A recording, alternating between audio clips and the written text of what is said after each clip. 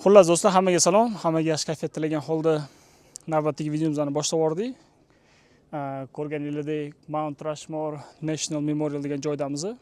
Bu South Dakotada joylashgan shunaqangi memorialniy kompleks. Do'stlar, bu joyi hammangiz bilasizlar, hammangiz bir marta bo'lsa ham ko'rgansizlar umringlar davomida. Juda ham taniqli joylardan biri. Bu yerga men avval kelmagan edim. O'shanga taassurotlarni birgalikda ko'rib chiqamiz. Rasmda lekin juda ham chiroyli ko'ringan. Men anchadan beri bu yerga kelish niyat qilib yurardim. Qaysi shtatdaligini ham xabarim yo'q edi. No, South Dakotaga kelib qoldim. Shu bahonada hozir kirib ko'rib ketmoqchiman. Sizlarga atrofni ham ko'rsatib ketay. Do'stlar, tog'lar orasida joylashgan chiroyli tabiatga ega bo'lgan joylar. Havo go'zal, quyosh joyida, kayfiyat zo'r. Xullas hammasi a'lo darajada. Do'stlar, qani bo'lsa ichkariga ketdik. Birgalikda ko'rib chiqamiz qanaqangi joy ekan do'stlar. Tak do'stlar, ichkariga ham kirib oldik. Arkadan kirib o'tdik. Hozir yoga kitoblar sotyapti. O'sha asosiy kirish joyi. Bu yerda ikkinchi arkani hozir kirib o'tamiz va u yerda o'sha asosiy vid ochiladi. Biroz intriga qildim do'stlar. Ayb ko'p bermaysiz, chunki bu yerdan yaxshi ko'rinmas ekan.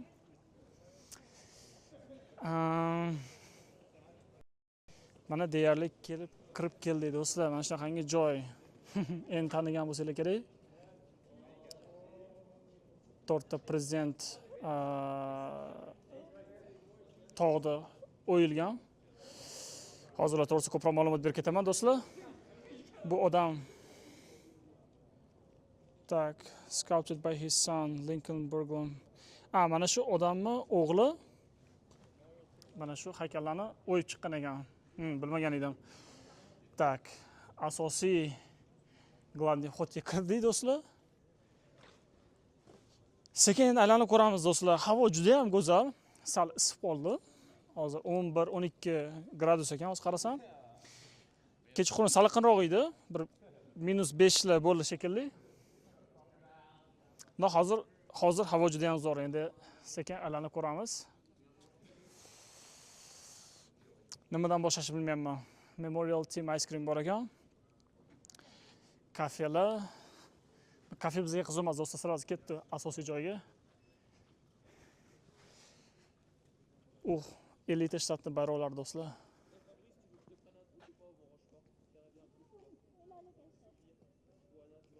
Mana o'sha asosiy joy. Xo'p, mana bu xaritaga ko'ra bizni mana bu joydamiz. Tog' o'yilgan joyi bu yoqda. Biz ham aylanib bundoq borsa ham bo'lar ekan. Ya'niki juda ham katta joy shekilli do'stlar. Toshlar boshqa ekan. Lekin havo nerealni zo'r do'stlar, вообще удачный. Shtatlarni bayroqlarini men bilmayman to'g'risi do'stlar. Kaliforniyani tanidim. Bu Arkansas bilmadim. Noto'g'ri gapirib qo'ymoqchi emasman. No, bayroqlarni yoqtiraman. Keyin yozib qo'yibdi o'zimizga. Mana Nevadaniki, New Hampshire, New Jersey. Вообще zo'r ma'lumot ekan, qaranglar. Nechinchi shtat, nechinchi yil qo'shilganligini ham yozgan. New Jersey. Ana bu New Jerseyning shtati, New Jerseyning bayrog'i. Ana bu yerda Michigan, Minnesota. Juda zo'r ma'lumotlar ekan lekin do'stlar, nechinchi yil qo'shilganligi Amerika Qo'shma Shtatlariga.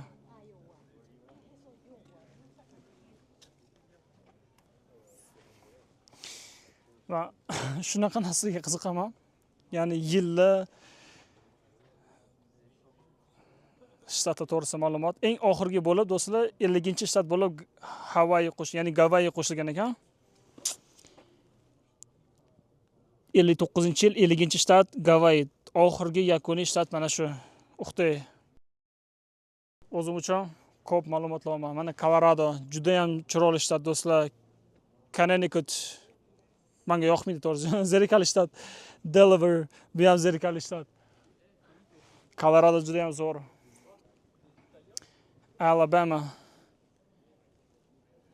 Alabamani uncha yaxshi bilmayman. Alyaska men juda ham bormoqchi bo'lgan shtatlardan biri, do'stlar. Men juda ham orzu qilaman. Yoshligimdan beri maktabda o'qib yurgan paytim 5-6 sinf paytimda ishqilib xaritaga qarab turib, shu Alyaska meni yoshligimdan tortgan negadir. Shu Alyaskaga juda borish istayman.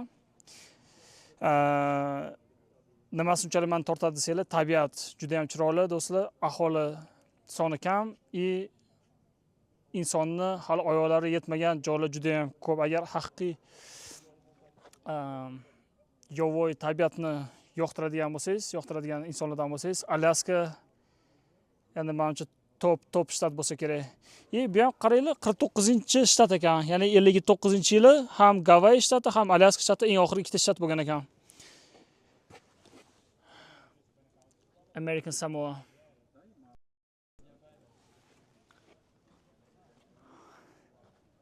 Ya'niki mana bu bayroq, mana shu bayroq Alyaskaning bayrog'i ekan. Qiziq. Boya aytmoqchi bo'lgan narsam, bu shtatlar South Dakota, North Dakotalar bular tepada joylashgan, Kanadaga yaqin. Bu yo'llarda aholi soni juda ham kam. Butun boshli shtatda, ya'ni South Dakotada 1 million aholi ham yo'q. Tepadagi shtat North Dakotada ham 1 million ham aholi yo'q. Chap tarafida Montana bor, Wyoming bor. Ishqilib mana shu 4 ta shtatni jamlasanglar 4 million aholi chiqmaydi, do'stlar. Tushunishinglar uchun territoriyasi O'zbekistondan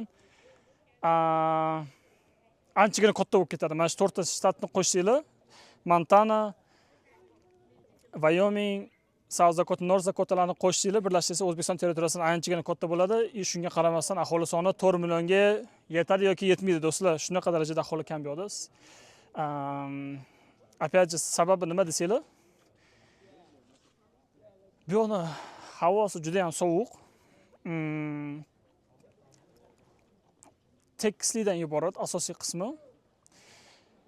Montanada tog' bor, to'g'ri, lekin asosiy joyini tashkil topmaydi. South Dakotada asosan tekislik, ravnina, hech qanaqa daraxt ham yo'q. Preriya deyiladi, tekislik, ya'ni dasht joylar deyiladimi bizning tilda? Shunaqangi region, do'stlar. Iqlimi suroviy, tog'lar yo'q. Mana shu tog'dan tashqari, mana shu tog'larni inobatga olmasa, butun boshli shtatda hech qanaqangi tog' yo'q. Bu degani daryo ham yo'q. Xullas, shu bo'lsa kerak asosiy sabablardan biri. Bu yerda nimaga aholi kam?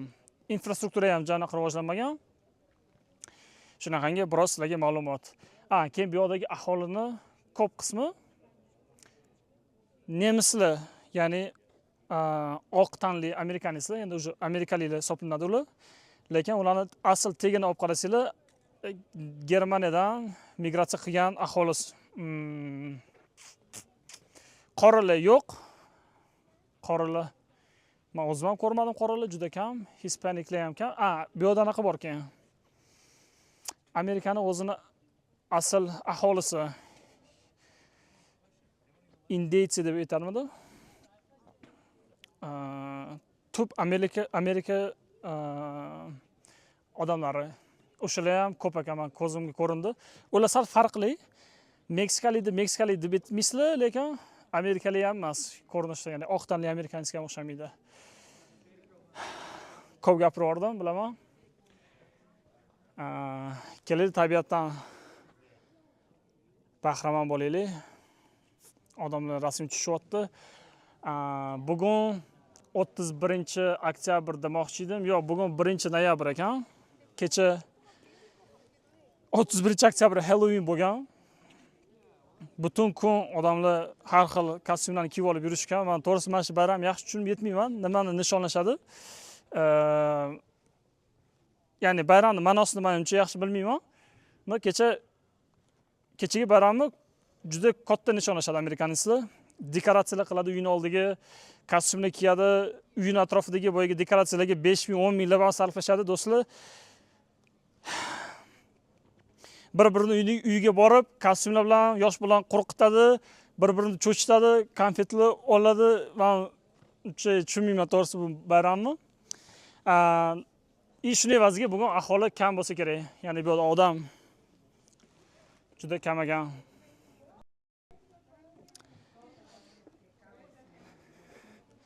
Mana bu binokldan hozir qarab ko'ramiz. Binoklmi, teleskop, teleskop devordim. Nomi esimdan chiqib qoldi. 50 sent ekan. Bizda tanga yo'q do'stlar.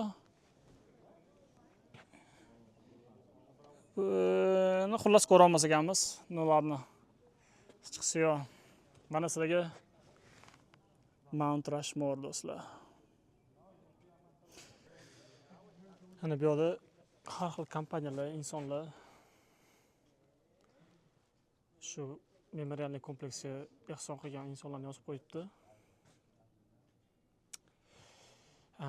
Endi shu desanglar do'stlar, mana bu joy to'g'risida endi ko'proq gaplashsak, bu haykallar o'zi kimlar bu yerda tasvirga tushirilgan deb so'rasanglar, bu yerda 4 ta inson ko'rsatilgan, 4 talasi ham prezident, Amerika Qo'shma Shtatlari prezidenti. Mana bu inson birinchida turgan. Bu George Washington, ya'ni Amerikaning birinchi prezidenti. Undan keyingi inson bu Thomas Jefferson, bu Amerikaning 3-prezidenti. Deklaratsiya независимостini asosiy avtor mana shu inson bo'ladi. Ya'ni ozodlik, независимостini deklaratsiyasini yozgan inson mana shu. Eng asosiy hissa qo'shgan inson shu. Bu inson yana Amerikaning territoriyasini o'sha paytda 2 barobarga ko'payishiga, kattalashishiga sabab bo'lgan. Luiziana territoriyasini sotib olgan Fransiyadan, Napoleondan $15 million sotib olgan xolos. Ya'ni Luiziana hozirgi Luiziana shtati emas, balki Luiziana territoriyada u yoqda qisqacha qilib juda ham katta territoriya belgilangan Luizianada. Thomas Jefferson Napoleondan New Orleans degan portni sotib olmoqchi bo'lgan xolos $10 million taklif bergan. Shu shaharni portini sotib olishlik uchun. Napoleon esa ustiga 5 million qo'shib beringlar, men sizlarga Luizianani territoriyani butkul berib yuboraman deyishgan. Bular sotib olganlar $15 million ga. Do'stlar, tushunishinglar uchun o'sha paytdagi Luiziana territoriyasi hozirgi Amerikan territoriyasining почти 3dan 1 qismi bo'lgan. Shu darajada katta territoriyani qo'shilishiga sabab bo'lgan inson Thomas Jefferson.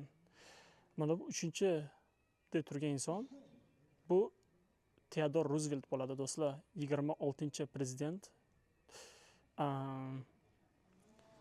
Theodore Roosevelt shunisi bilan mashhurki, Amerikada natsional parklarni o'zlashtirib olgan, ya'ni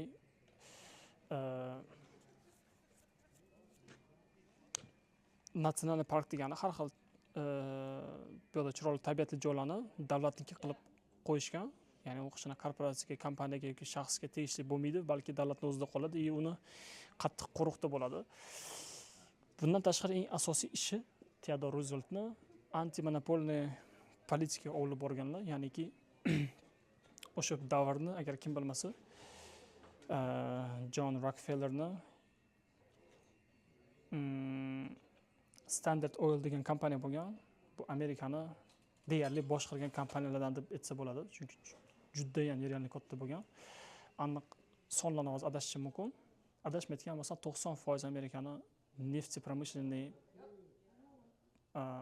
sektorini shu Standard Oilga tegishli bo'lgan. Ya'ni bu чисто monopoliya.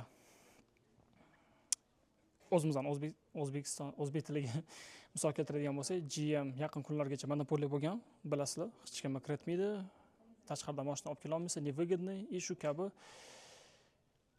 katta kompaniyalar o'zining sohasida monopoliya qilgan insonlarni, kompaniyalarini parchalab to'g'ri bozorni yuritishga sabab bo'lgan insonlardan biri. Juda ham katta hissa qo'shgan do'stlar o'sha paytda. Bu juda ham katta ish hisoblangan. Undan oxirgi odam mana bu insonni menimcha hamma tanisa kerak do'stlar. Bu Avram Lincoln bo'ladi. Avram Lincoln 16-prezident 1861-yildan 1865-yilgacha prezidentlik srokini o'tkazgan, ya'ni 4 yil boshqargan, uni qotil qilib o'ldirishgan. Avram Lincoln nima bilan taniqli desanglar, u inson grajdanskiy vaynani to'xtatishga, davlatni bitta qilib ushlab qolish sabab bo'lgan. Chunki bilasiz, konfederatsiya shtati Amerika bo'lgan. Keyin oddiy Soedinенные Штаты Amerika bo'lgan. Ularning orasida urush bo'lgan, o'sha urushni to'xtatgan va qullikka chek qo'ygan inson mana shu bo'ladi. Juda katta hissa qo'shgan. Amerikadagi eng hurmatli prezidentlardan deb aytsam yanglishmagan bo'laman. Avram Lincoln juda ham bu yerda hurmat qilinadi, почитация qilinadi. O'zi inson sifatida juda kuchli xarakteriga ega bo'lgan inson bo'ladi. Kurash, ya'ni barba bo'yicha 300 marta odamlarni chaqirib yiqitgan, yutgan, ya'ni fizически ham zarur kuchli inson bo'lgan. Adolatli prezidentlardan deb tanilgan. Xullas shunaqangi sizlarga biroz ma'lumot. Mana shu 4 ta prezident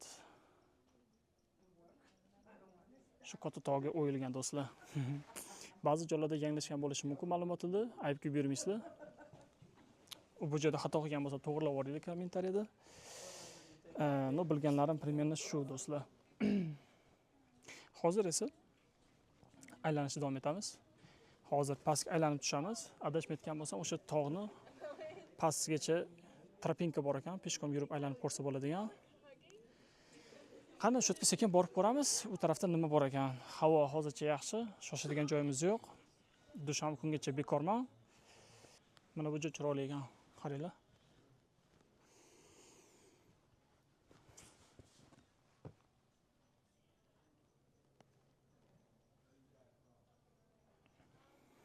Mana shu tropinka bo'yicha pastga tushamiz do'stlar.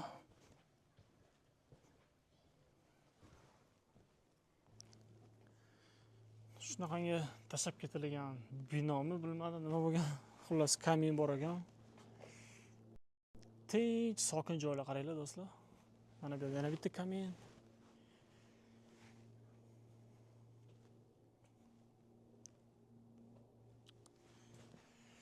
Keyin mana bu tablichkadagi tarixiy voqealarni o'qib o'tirgan edim.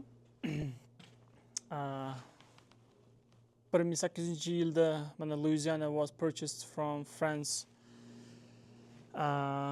Shu boya aytib o'tganimdek 1803-yil sotib olgan ekan. Thomas Jefferson. Endi savol tug'ilishi mumkin, nimaga Napoleon sotishga qaror qilgan? 15 million dollarga, o'sha payt arzimagan pulga. Shunaqangi katta territoriyani, adashmayotgan bo'lsam, Fransiyani Amerika qit'asidagi eng oxirgi territoriyasi bo'lgan edi o'sha paytda. Va o'sha territoriyani 15 million dollarga sotib olgan. Nima uchun degan savol bo'lsa, Napoleon o'sha paytda 1800-yillarda Yevropani bosib olish bilan band bo'lgan, unga to'yist pul kerak bo'lgan. Unga Amerika unchalik qiziqish bildirmagan, balki Yevropani bosib olib keyinchalik Rossiya imperiyasiga ham hujum qiladi, bilasizlar yutqizadi. Poli bitta nomesidan chiqib qoldi. Xullas, Napoleonga Amerika qiziq bo'lmagan. U Yevropadagi urushlar bilan band bo'lgan, o'shaning uchun 15 millionga ham sotib olishga tayyor bo'lgan. No, bu tarixda juda ham katta ошибка deb, xato deb, xato qilingan qaror deb esda qolingan odamlardan. Keyin qayerda o'qidim? 1904-yilda Panama kanalini ham sotib olgan ekan. O'sha boyagi haykal ko'rinmayapti, Theodore Roosevelt. Faqatgina katta kompaniyalarning monopoliyani sindirish bilan emas, balki Panama kanalini ham o'zlashtirib olishiga sababchi bo'lgan inson ekan. Shunaqangi qiziqarli ma'lumotlar do'stlar. Aylanishni davom etamiz. Samolyot ham uchar ekan, qaranglar. Mana bu yerda yana qanaqadir tarixiy voqealar ekan. kelinglar aylanamiz yaxshisi. Faqatgina tarix bo'lib ketmasin, chunki bu yerda hamma ham tarix yoqtirmaydi. Undan ko'ra tabiatni ko'raylik do'stlar. Har kuni ham bunaqangi joylarni ko'rish nasib qilmaydi. Keyin yana bir narsa, Amerikada hozir правительственный учреждениялар shutdown bo'lgan, ya'niki ish vaqtinchalik to'xtab turibdi. Возобновить bo'ldimi yo'qmi xabarim yo'q. По-моему, bo'lmadi. Amerikada ham hozir ko'p narsa nestabilniy bo'lyapti. Ish o'rinlari ham, narx-navolar ham, narx-navolar oshyapti, ishlar kam. Shunaqangi nestabilность Amerikada ham do'stlar. Endi butun dunyo kabi Amerikada ham shunaqa narsa kuzatilyapti. Faqatgina Rossiya yoki O'zbekiston yoki Xitoyda emas, balki menimcha Amerikada ham normalniy sezilyapti do'stlar. Mana bu yerda ko'rishingiz mumkin, beryoza ham bor do'stlar. Beryoza faqat Rossiyada o'sadigan daraxt emas, balki bu yerda ham bor ekan.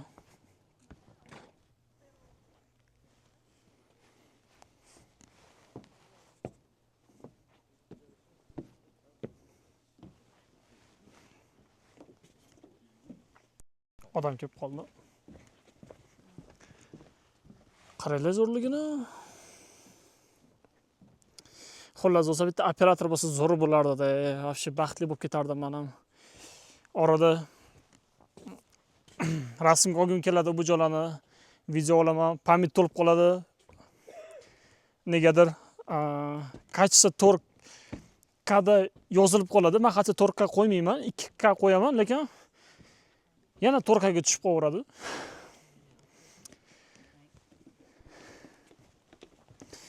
Shunga operator bo'lsa hayot o'sha go'zal bo'lib ketardi. Shunaqangi most bilan tepaga chiqarkanmiz. Atrofga baho beramiz. Qatgacha chiqar ekan degan savol endi buzini.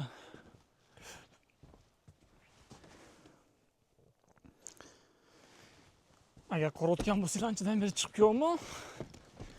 Lekin hali beri tugadiganga o'xshamayapti.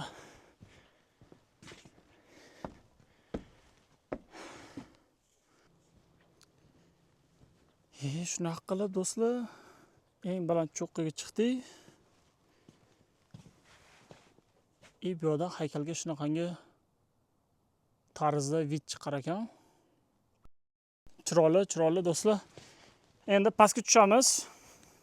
Qanday chiqqan bo'lsa shunda pastga tushamiz. Biz yo'ldan chiqdik, endi aylanib borib yo'lga tushib, yo'lga yana obratni chiqamiz. Men o'ylaganchalik baland yoki ko'p territoriya emas ekan, kichkinaroq bo'lsa bir 1 kilometr bo'lsa kerak, mana shu butun umumiy radiusi.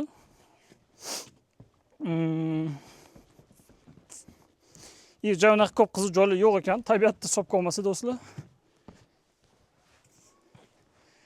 Mana yozib qo'yibdi 425 ta zina oldingizda bor deyapti.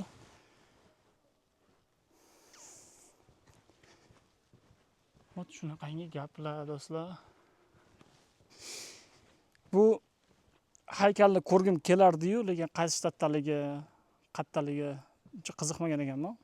Kecha yukimni tashladim traktor. Kecha juma kuni edi.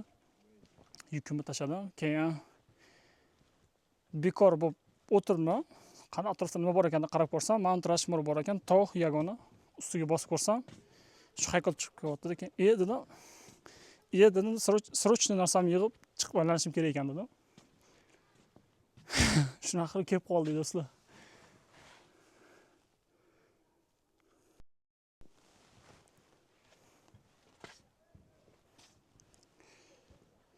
Hayvonlar ko'rmayapman. Olmaxonlar bor. Lekin boshqa hayvon yo'q ekan. Archalar, beryoza, archalar, shunaqa skameykachalar, prezidentlar haqida ma'lumot, Abraham Lincoln haqida. Kentakida tug'ilgan ekan Abraham Lincoln, bilmagan edim. Do'stlar, shu joyda videoni yakunlashga majburmiz, chunki zaryadkam 1% qolibdi. Shunaqangi bugungi vyupuskimizni South Dakotadan Mount Rushmore'da qisqacha obzor qilib berdim. Atroflarni ko'rsatib berdim. Video yoqqan bo'lsa xursandman. Agar yoqmagan bo'lsa do'stlar, keyingi videolar yaxshiroq chiqadigan umidni yozib boraveramiz. Shunaqa qilib do'stlar, shu joyda xayrlashamiz. Hammanglarga yaxshi kayfiyat, charchamanglar. Keyingi выпускda ko'rishguncha do'stlar, sog' bo'linglar.